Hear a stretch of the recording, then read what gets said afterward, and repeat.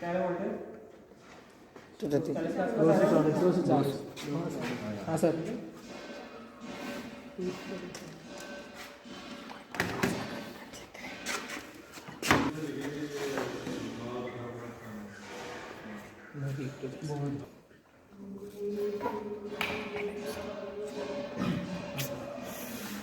ओ नहीं यार